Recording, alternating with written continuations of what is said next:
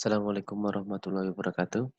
Kita ketemu lagi untuk materi selanjutnya terkait dengan proses asuhan keperawatan kritis atau asuhan keperawatan pada pasien di ruang intensif. Biasanya dilakukan di ruang ICU, di ruang ICCU, di ruang KICU, PICU, dan NICU. Jadi tergantung ruangannya yang ada di rumah sakit. Tapi pada dasarnya untuk proses asuhan keperawatan di ruang intensif, itu semuanya sama. Jadi nanti akan kita bahas terkait dengan, pengkajian apa saja yang dilakukan, kemudian untuk proses perencanaan asuhan keperawatan di ruang intensif seperti apa, nanti kita akan pelajari bersama-sama. Di sini untuk, asuhan keperawatan kritis sedikit berbeda dengan askep atau asuhan keperawatan di ruangan lainnya seperti di bangsal bedah, bangsal maternitas, dan bangsal anak. Kita sedikit mereview dulu atau mengulang terkait dengan proses asuhan keperawatan, eee, biar kita lebih fresh lagi. Untuk proses asuhan keperawatan di sini, merupakan suatu proses pemecahan masalah yang digunakan perawat dalam berinteraksi dengan pasien, keluarga, dan orang yang penting bagi klien di dalam memberikan asuhan keperawatan.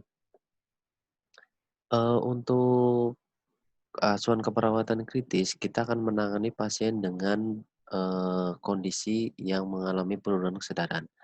Walaupun pasien sedang atau mengalami penurunan kesadaran atau sering disebut dengan koma atau pasien tidak sadarkan diri, itu jangan, teman-teman berpikir bahwa si pasien itu tidak mendengar dan tidak merasakan, apa yang sedang dialami oleh pasien. Di sini, kenapa kita harus menekankan pada, suatu proses pemecahan masalah dengan melibatkan tidak hanya pasien saja, tapi kita bisa melibatkan keluarga dan orang, terpenting bagi pasien. Pasien dengan kondisi tidak sadarkan diri sebenarnya masih bisa mendengar, akan tetapi tidak bisa mengungkapkan karena mengalami penurunan kesadaran. Nah, di sini apabila pasien mengalami kayak ketidaknyamanan, itu biasanya di dalam, apa namanya, hasil hemodinamiknya itu akan mengalami peningkatan kalau pasien merasa tidak nyaman. Sebagai contoh saja mungkin teman-teman belum pernah praktek di ruang intensif, tapi besok pada saat praktek, coba teman-teman amati. Pada saat dilakukan, personal hygiene atau memandikan pasien, memiring memiring kanan kiri pasien, itu dilihat untuk sebelum dilakukan personal hygiene, itu untuk, di bedside monitornya, untuk apa namanya, data hemodinamiknya seperti apa, kemudian pada saat dilakukan personal hygiene, coba dicek lagi untuk, apa namanya, data hemodinamiknya. Biasanya, bukan biasanya, seringnya itu memang saat dilakukan miring kanan, miring kiri, pada saat memandikan pasien, itu akan terjadi peningkatan, baik tekanan darah maupun nadi, tapi yang paling sering terkait dengan, nadinya. Nah, makanya di sini, walaupun pasien tidak sadarkan diri, kita harus memperlakukan pasien seperti kita memperlakukan pasien di bangsal-bangsal lainnya atau pada, apa namanya, memperlakukan pasien sama halnya dengan pasien yang sadar. Jadi jangan berpikiran kalau tidak sadarkan diri mau diapain aja pasien akan, tidak berespon, tidak. Ini konsep yang salah di ruang sorry, konsep yang salah saat melakukan asuhan keperawatan pada pasien di ruang intensif. Untuk pendekatan keperawatannya, ini menggunakan pendekatan keperawatan profesional yang dilakukan untuk mengidentifikasi, mendiagnosis, dan mengatasi respon manusia terhadap kesehatan dan penyakitnya. Pasti kita dalam melakukan asuhan keperawatan tidak lepas kita dalam melakukan asuhan keperawatan di ruang intensif itu tidak lepas dari respon pasiennya. Kita memberikan, section, kita sebelum dan setelah section kita melihat respon, pasiennya. Jadi respon pasien di ruang intensif benar-benar kita harus pantau. Kemudian juga kita harus melihat terkait dengan penyakit penyerta atau penyakit yang ada di pasien. Antara pasien satu dengan pasien lainnya akan mengalami perbedaan. baik secara respon maupun penyakit yang sedang dideritanya. Makanya kita harus benar-benar caring saat melakukan asuhan keperawatan di ruang intensif. Untuk tahapan proses keperawatan di ruang intensif itu sama. Kita mulai dari pengkajian, diagnosis, perencanaan, implementasi, dan evaluasi. Akan tetapi nanti akan mengalami, akan didapatkan sedikit perbedaan terkait proses pengkajian di ruang intensif. Nanti kita akan bahas bareng-bareng. Tapi untuk yang lainnya sama. Untuk proses asuhan keperawatan tetap dimulai dari pengkajian, pembuatan atau perencanaan diagnosis, kemudian merencanakan intervensi, kemudian melaksanakan intervensi atau implementasi, kemudian mengevaluasi dari tindakan yang sudah kita lakukan kepada pasien. Ini untuk rotasinya saja. Jadi saling keterkaitan sebenarnya. Jadi pada saat kita melakukan asesmen, itu kita kalau asesmennya jelas, kemudian asesmennya benar-benar mendapatkan data yang real, tapi biasanya di lapangan karena terkendala waktu, alasannya seperti itu, terkendala waktu sehingga pada saat proses asesmen atau pengkajian, bukannya mengkaji ke pasien, malah mengkajinya ke status pasien. Itu yang salah. Kita tetap berpedoman pada respon pasien atau keadaan yang ada di pasien, walaupun nantinya akan didukung terkait dengan studi dokumentasi di rekam medis pasien. Tapi dalam pengkajian jangan full ke rekam medis pasien dengan alasan, "Pak, di ruang intensif kan kita tidak bisa berkomunikasi langsung dengan pasien, jadi kita tidak bisa mendapatkan data dari pasien." Tidak seperti itu juga. Di dalam ruang keperawatan intensif itu banyak alat-alat yang mendukung untuk mengetahui data yang ada di pasien. Sebagai contoh bedside monitor. Di dalam bedside monitor kita bisa melihat tekanan darah, nadi pasien, kemudian respirasi pasien, saturasi oksigen. Nah, itu juga bisa merupakan data dasar sebagai perawat terkait dengan keadaan yang ada di pasien. Kemudian bisa dilihat dari pemeriksaan head to toe pasien dari ujung rambut sampai ujung kaki, kita bisa lihat, apakah ada masalah contoh di, mana itu, di organ mata.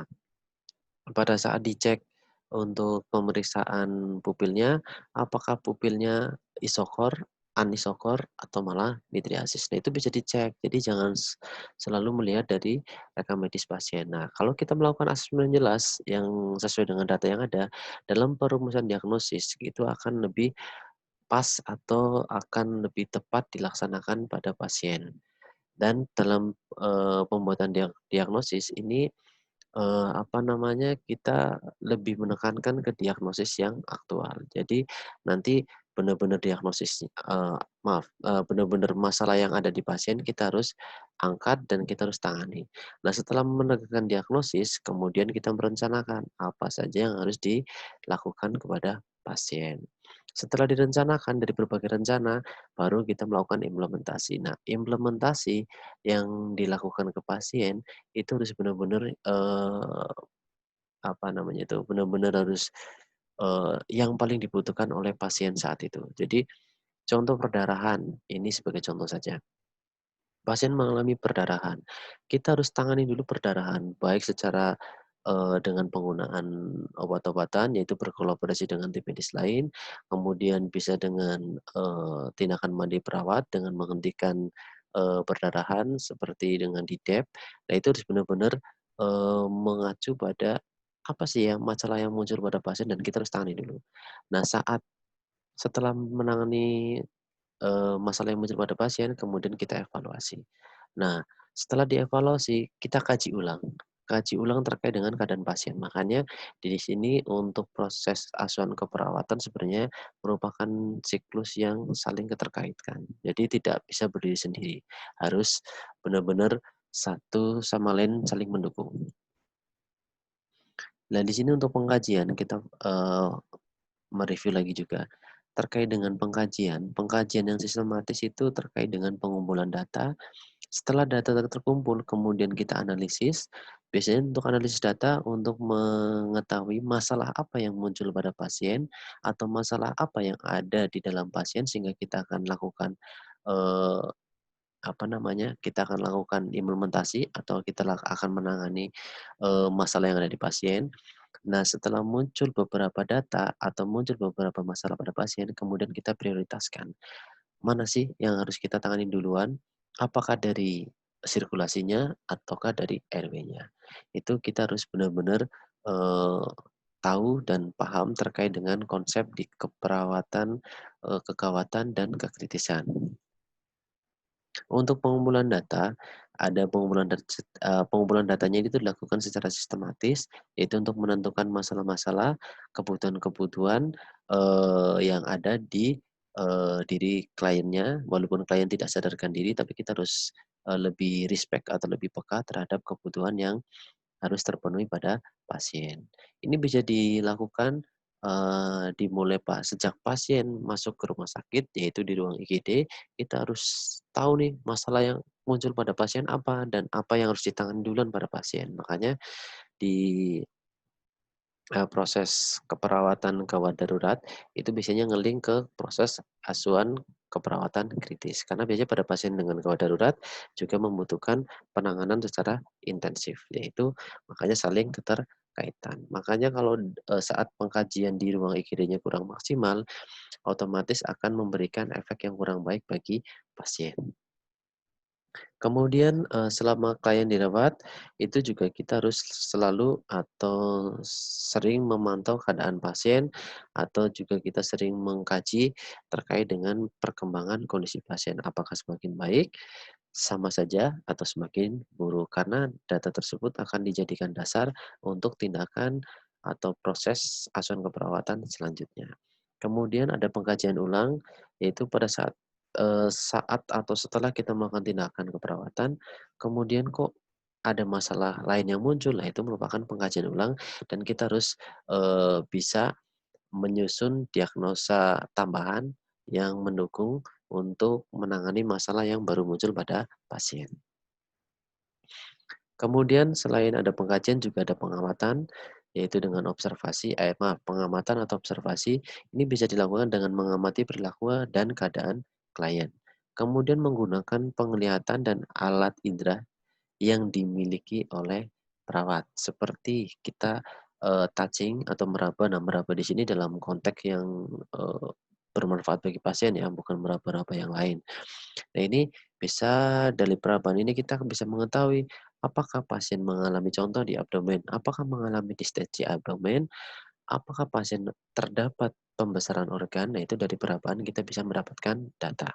Atau dengan didengarkan, didengarkan yaitu dengan, kita sering lakukan atau kita sering sebut dengan auskultasi. Auskultasi terus benar-benar, dilakukan harusnya dan wajib harusnya memang. Tapi di lapangan biasanya pada saat praktek untuk tindakan, inspeksi, palpasi, perkusi, auskultasi, eee, ini sih bukan mungkin dari teman-teman yang di sini tidak akan melakukan kesalahan ini ya, sebelumnya itu seringnya melupakan itu.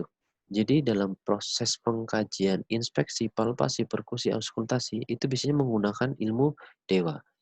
Nah, penggunaan ilmu dewa inilah yang akan menyesatkan dalam pembuatan diagnosa di pasien. Otomatis kalau datanya siluman, diagnosanya dari diagnosa dewa, otomatis nanti untuk kesembuhan pasiennya kita serahkan ke tim kahyangan, kan nggak mungkin banget. Nah, makanya harus benar-benar dilakukan oleh perawat dalam, eee, pengamatan atau observasi ke klien.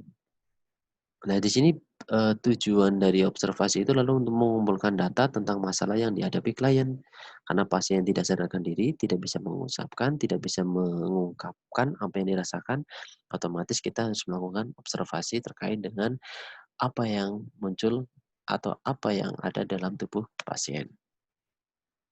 Nah, dalam pengamatan dan observasi ini ada yang perlu diperhatikan, yaitu tidak selalu dijelaskan secara rinci apabila akan meningkatkan Maaf, tidak selalu dijelaskan secara terinci apabila akan meningkatkan kecemasan pasien. Jadi apabila kita akan melakukan observasi, dirasa pasien bukan dirasa, memang keadaan pasiennya sadar, kemudian pada saat kita akan melakukan observasi itu kok pasien merasa ketakutan, nah itu jangan diteruskan. Nanti kita bisa cari cara yang lain untuk, tetap keadaan pasien tetap stabil sehingga tidak akan meningkatkan kecemasan pada pasien, karena ini bahaya.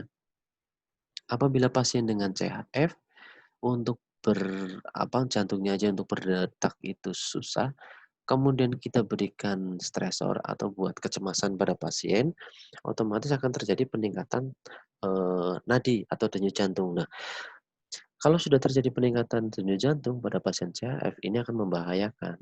Askep kita akan cepat selesai, yaitu masalah teratasi hentikan intervensi, pasien dipindahkan ke ruang kamar jenazah karena pasien meninggal. Kan eee, tidak sesuai yang diharapkan, harusnya pasiennya membaik tapi malah, menghentikan intervensi dari tindakan keperawatan karena pasien meninggal. Ini salah satu contoh, tindakan yang tidak boleh meningkatkan kecemasan pasien. Kemudian ada juga yang mencakup atau menyangkut aspek fisik pasien, mental, sosial, dan spiritual. Jadi kalau sudah bersinggungan dan pasien merasa tidak nyaman, kita mending hentikan saja. Itu terkait dengan pengamatan atau observasi. Kemudian untuk pemeriksaan fisik, nah ini sedikit mereview saja sih. Jadi pemeriksaan fisik itu yang sudah saya jelaskan tadi, ada inspeksi, ada palpasi, ada perkusi, ada auskultasi. Nah, itu harapannya harus dilakukan ke pasien, jangan, pakai ilmu penerawangan ya. Jadi pada lihat pasien, pasien sesek, wah ini sesek asma, gitu. Jangan, tapi harus benar-benar dikaji terkait dengan inspeksi, palpasi, perkusi, dan auskultasi. Dan untuk, pemeriksaan tahapan pemeriksaan fisik ini terkait dengan IPPA, itu akan mengalami perbedaan pada abdomen, ya. Di abdomen itu urutannya bukan IPPA, tapi IAPP, inspeksi, auskultasi, perkusi, palpasi. Nah, ini untuk tugas yang pertama, kenapa di abdomen itu urutannya tidak IAPP, tapi malah urutannya bukan IPPA, tapi malah IAPP. Nah, kenapa, auskultasi dulu, baru palpasi pada organ abdomen. Silakan nanti dikompilasi dengan tugas yang nanti. Ini baru yang pertama, tugas pertama ya. Oke, kemudian kita lanjut. Nah, di sini di palpasi, untuk palpasi kita bisa mengecek terkait dengan temperatur, turgor kulit, bentuk, kelembapan, vibrasi, dan ukuran. Nah, ini bisa dicek pada pasien. Kita lewati saja karena sudah, teman-teman sudah pada hafal ya, perkusi juga. Nah, ini yang sering bolak-balik terkait dengan perkusi di, paru sama abdomen. Kadang ada yang mengungkapkan di abdomen untuk perkusi, sonor, padahal itu bukan. Di perkusi abdomen, itu normalnya itu adalah timpani. Jadi harus benar-benar dibedakan ya, terkait dengan perkusi. Kemudian ada auskultasi, kita mendengarkan apa yang ada di dalam tubuh pasien. Kalau di paru-paru kita mendengarkan suara nafas atau suara paru, kalau di abdomen kita mendengarkan, bising usus pasien.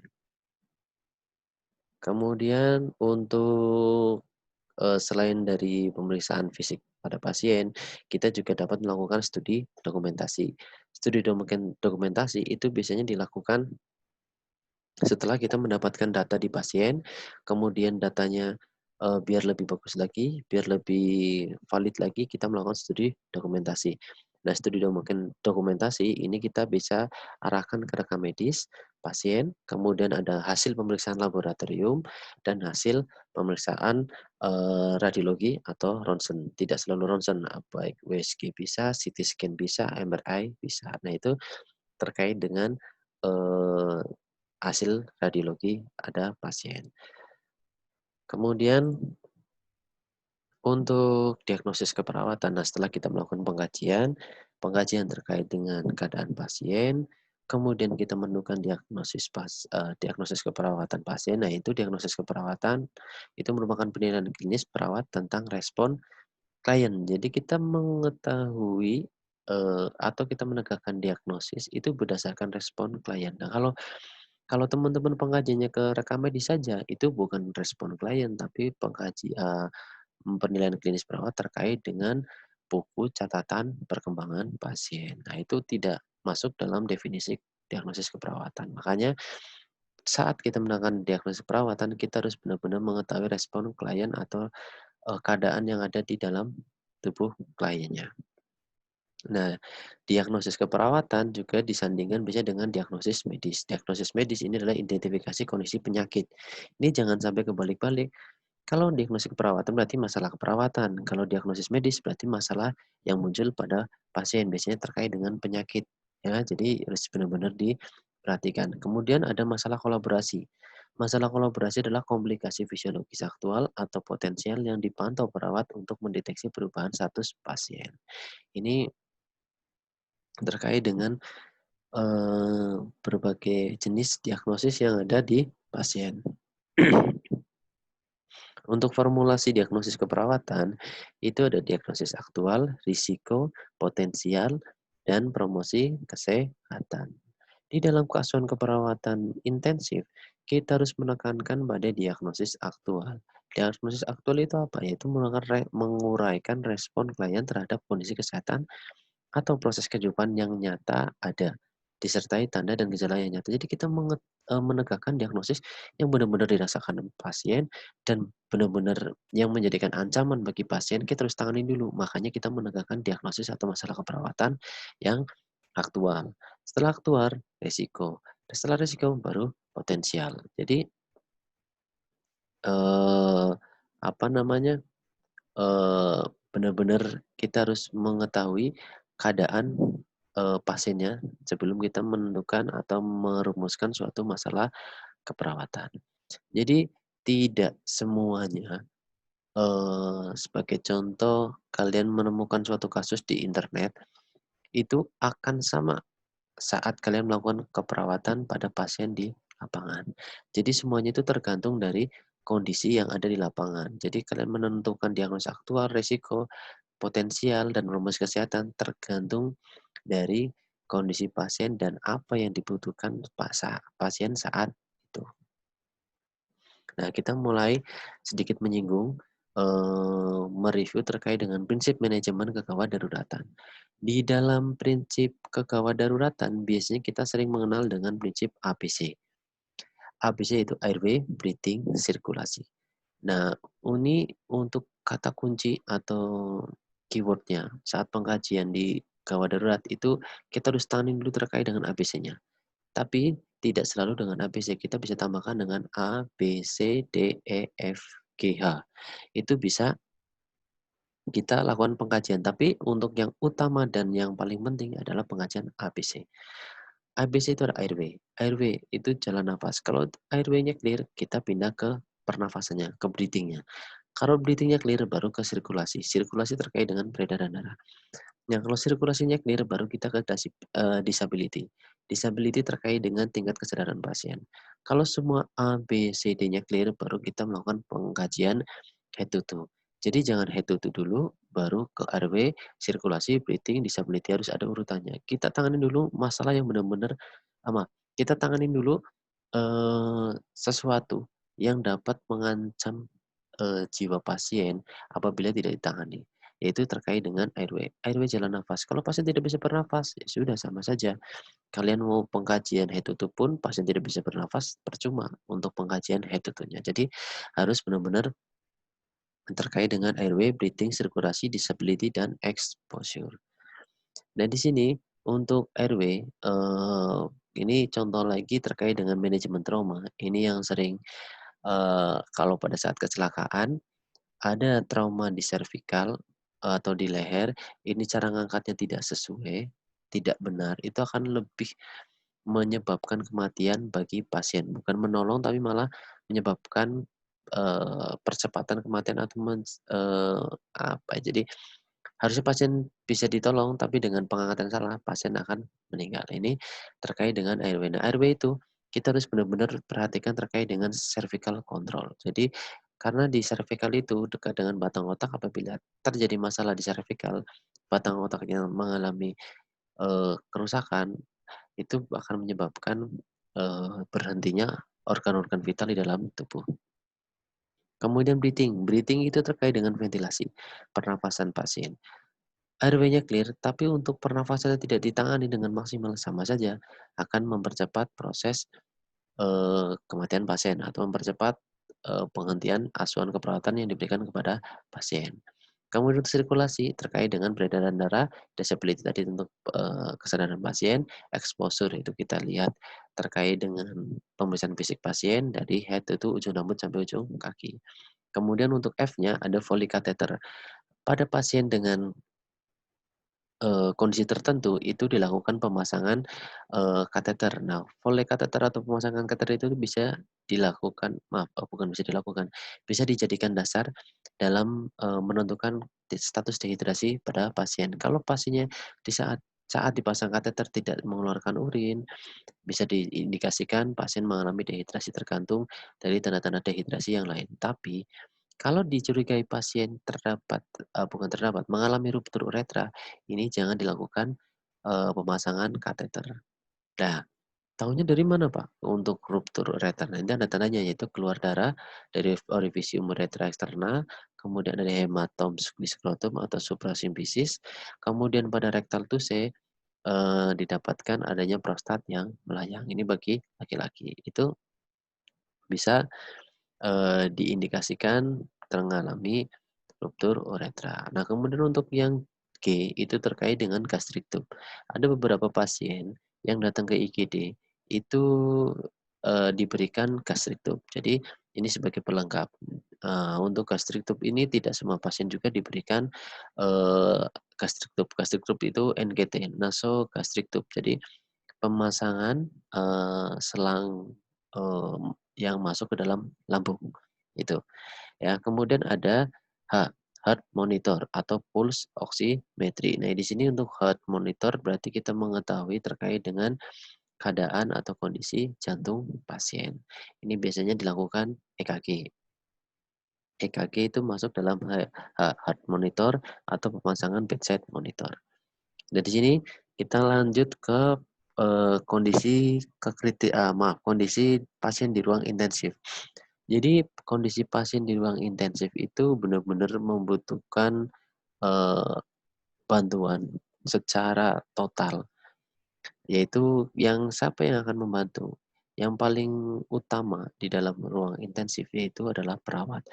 Perawat, diharapkan dapat memenuhi segala kebutuhan yang ada di dalam pasien, walaupun nantinya bisa dibantu atau berkolaborasi dengan keluarga pasien. Tapi dalam melibatkan keluarga pasien, kita harus benar-benar edukasi terkait dengan alat-alat yang menempel pada pasien. Jangan sampai, pasien sedang dirawat, akan tetapi ada keluarga yang penasaran sehingga memainkan alat tersebut, malah berupa settingan, itu bahaya. Itu akan memberikan efek yang kurang baik bagi pasien. Makanya kita dalam berkolaborasi dengan keluarga, kita juga harus memberikan edukasi, yang sekiranya penting atau bisa diterapkan di ruang intensive care. Nah, di sini intensive care itu proses keperawatan yang memerlukan pemantauan secara terus-menerus. Jadi tidak, 1 jam, 2 jam, tapi secara berkala, tergantung dari kondisi pasiennya. Kalau semakin membaik, tetap dipantau secara berkala, akan tetapi porsi dari, eee, porsi dari tindakan yang diberikan ke pasien itu akan berbeda. Ya, jadi, tindakan intensive care itu merupakan tindakan pemantauan secara terus-menerus.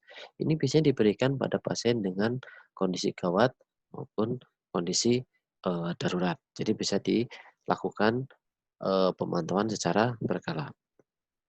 Kemudian, pada pasien-pasien tertentu yang membutuhkan, pemantauan dengan menggunakan alat-alat medis yang canggih atau kayak, apa itu namanya, sebentar, ventilator, seperti alat-alat ventilator itu biasanya ventilator itu adanya di ruang intensif.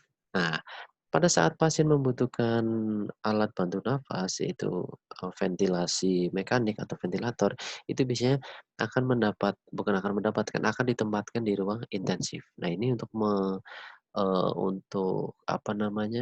diperlukan dirawat di ruang intensif untuk pemantauan secara terus-menerus, sehingga kita bisa mengetahui kondisi pasien secara berkala.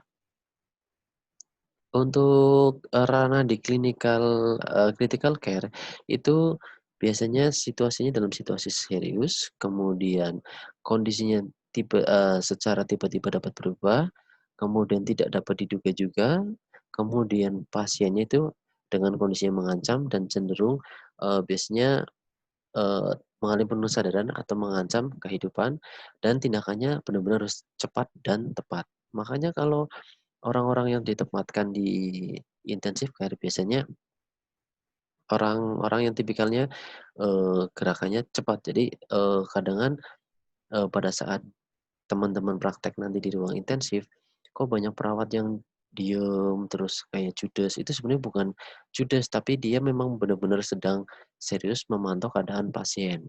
Akan tetapi kalau sedang senggang, kalian bisa, berdiskusi terkait dengan beberapa hal yang ada di dalam pasien. Nah, setelah tindakannya harus cepat dan tepat, ini proses, proses keperawatannya itu pasti akan maksimal. Ya, itu terkait dengan critical care. Nah, di sini kita akan membahas terkait dengan, pendekatan, atau pengkajian yang ada di ruang ICU atau di ruang intensive care. Di ruang intensive care nanti dalam pengkajiannya kita akan menggunakan pengkajian 6B. Jadi pengkajian 6B itu sering disebut dengan pendekatan body system. Jadi per sistem, kita akan melakukan pengkajian per sistem. Yang pertama, B pertama breathing, kemudian B kedua blood, B3 brain, B keempat bladder, B kelima bowel, B keenam bone. Di dalam, pengkajian B6 ini sebenarnya hampir sama seperti asuhan keperawatan yang lain, seperti contoh asuhan keperawatan, di keperawatan medikal bedah. Akan tetapi kalau di B6 ini contoh, di B6 ini kan ada yang B pertama breathing. Di keperawatan medikal bedah itu masuk dalam pengkajian pemeriksaan fisik paru, yang IPPA pada paru. Nah, itu masuk ke dalam breathing. Tapi di, keperawatan intensif, itu kita sudah langsung lakukan pengkajian per sistem. Di breathing kita fokus ke jalan nafas dan pernafasan. Itu kita bahas mulai dari RR-nya berapa, frekuensinya seperti apa, kemudian intensitasnya seperti apa, keadaan yang mempengaruhi terkait dengan gangguan sistem pernafasan seperti apa, itu masuk dalam breathing. Nanti dalam pengkajian paru pun masuknya dalam breathing. Sama halnya dengan blood. Blood ini terkait dengan, eee, organ jantung dan sistem peredaran darah. Baik dari tekanan darah, nadi, CRT, capillary refill time, kemudian, pengkajian jantung, itu masuk dalam blood. Jadi sudah sudah diblok-blok sesuai dengan sistem yang ada di dalam tubuh. Ada sistem pernafasan, peredaran darah, kemudian persarafan. Nah, persarafan ini, nantinya akan berbeda sesuai dengan keadaan pasiennya. Tapi yang paling sering di brain itu kita akan mengkaji terkait dengan tingkat kesadaran. Tapi pada pasien dengan stroke atau pasien dengan masalah hemoragi, hemorrhagic patient, itu kita akan lebih mengkaji terkait dengan nervus pasien. Jadi untuk nervus itu bisa ditambahkan dalam pengkajian brain. Kemudian bladder, bladder terkait dengan sistem perkemihan. Sistem perkemihan ini, kita bisa melakukan, pengkajian di sistem perkemihan, seperti keadaan PU, kemudian urinnya, jumlah urin, warna urin, kemudian segala sesuatu yang berhubungan dengan sistem perkemihan itu masuk dalam bladder. Kemudian bowel. Bowel ini sistem pencernaan. Sistem pencernaan kita bisa lakukan pengkajian dari mulut sampai ke rektal. Jadi dipilah-pilah dimasukkan ke dalam dalam pengkajian bowel atau sistem pencernaan. Nah, di sini di sistem pencernaan juga terkait dengan pemeriksaan abdomen itu masuknya ke bowel. Jadi nanti untuk yang IAPP itu masuk ke dalam B5 atau bowel. Yang terakhir adalah bone. Bone itu untuk biasanya terkait dengan ekstremitas, ditambah dengan kulit, kemudian segala macam kekuatan otot, kemudian ring of motion pasien itu masuk dalam pengkajian di sistem bone. Makanya yang menjadikan perbedaan dalam proses asuhan keperawatan di ruang intensif itu di pengkajian B6-nya. Teman-teman boleh menambahkan, jadi pertama ada identitas pasien, keluhan utama, keluhan riwayat penyakit sekarang, penyakit dahulu, keluarga. Nah, baru setelah pengkajian, riwayat penyakit keluarga itu, baru teman-teman masuk ke dalam proses pengkajian B6. Langsung dipisahkan, breathing-nya apa aja, ya seperti saya jelaskan tadi, nanti bisa di-searching terkait dengan breathing, blood, brain, bladder, bowel, dan bone. Dan untuk tugas yang kedua, silakan teman-teman buat, rincian yang ada di dalam breathing. Itu yang masuk dalam breathing apa aja, yang masuk dalam blood apa aja, kemudian brain apa aja, bladder apa aja, bowel apa aja, dan bone apa saja. Nanti tugasnya digabung dengan tugas yang pertama tadi. Nah itu, terkait dengan proses pengkajian yang kita lakukan di ruang intensif terkait dengan body system. Kemudian setelah melakukan pengajian itu, merumuskan diagnosa, kita juga akan menegakkan nursing outcome classification. Nah, biasanya untuk nursing outcome classification kita mengarah ke SMART. Ada spesifik, measurable, achievable, kemudian reasonable, dan time. Untuk spesifik, berfokus pada pasien spesifik. Jadi jangan berfokus pada rekam medis pasien. Untuk measurable berarti kita dapat diukur dan dapat diobservasi. Nah, di sini yang sering sering jadikan, main ego pada teman-teman, semoga sih enggak. Jadi dalam penentuan skala NOC kan biasanya contoh nyeri, skala nyeri, pasien dengan CAF, pasien masuk dengan skala nyeri 8, otomatis kan dalam skalanya kan masuk dalam grade yang 4. Nah, 4 masuk skala awalnya 4 di NOC-nya.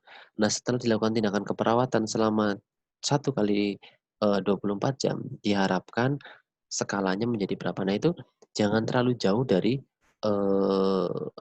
skala awal. Jadi kalau awal menentukan 4, mungkin setelah dari ICU, tindakan keperawatan dilakukan di ICU, mungkin jadi 3 atau jadi 2 karena sudah terjadi perubahan selisih 1 saja sebenarnya sudah terjadi selisih 1 saja, asuhan keperawatan kita sudah dikatakan, teratasi atau berhasil. Makanya dalam penentuan skala atau indikator di NOC itu jangan terlalu jauh, karena pasien keluar dari ruang intensif itu akan masuk ke dalam ruang bangsal perawatan, nggak mungkin. Kalau awalnya 4, akhirnya di 1 kan tidak ada masalah. Ini contoh yang nyeri, tidak ada masalah. Nah, tidak ada masalah nggak mungkin kan orang dari ICU itu, pindah ke bangsal itu jalan kaki sendiri.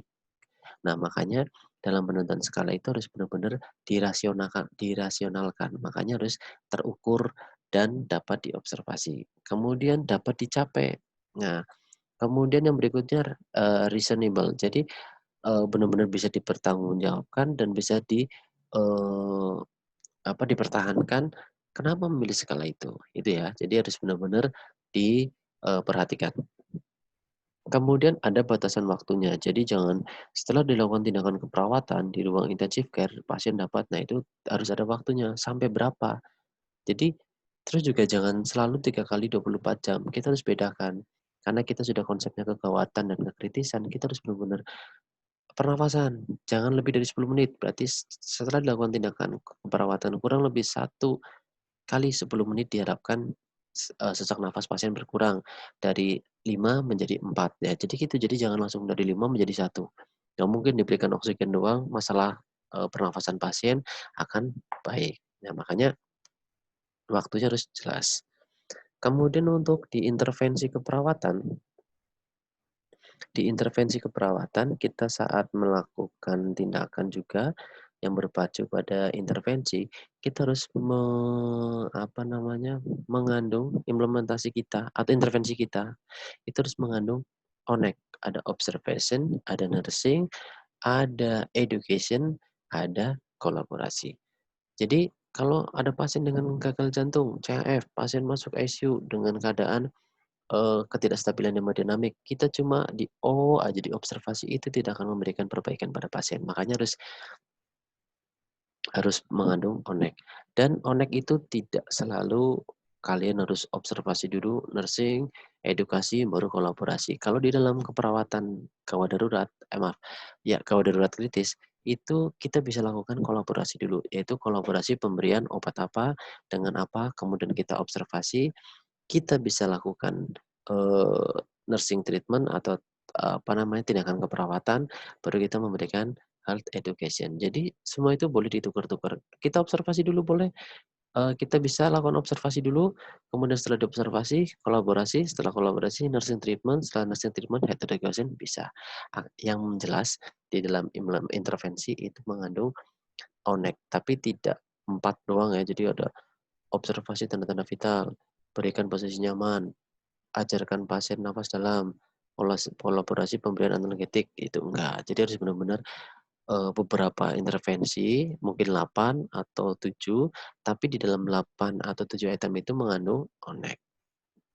Ya, itu saja yang dapat saya sampaikan terkait dengan proses asuhan keperawatan di ruang intensif. Jadi yang paling penting yang membedakan dengan asuhan keperawatan yang lain itu terkait dengan proses, apa namanya, proses pengkajian di B6-nya.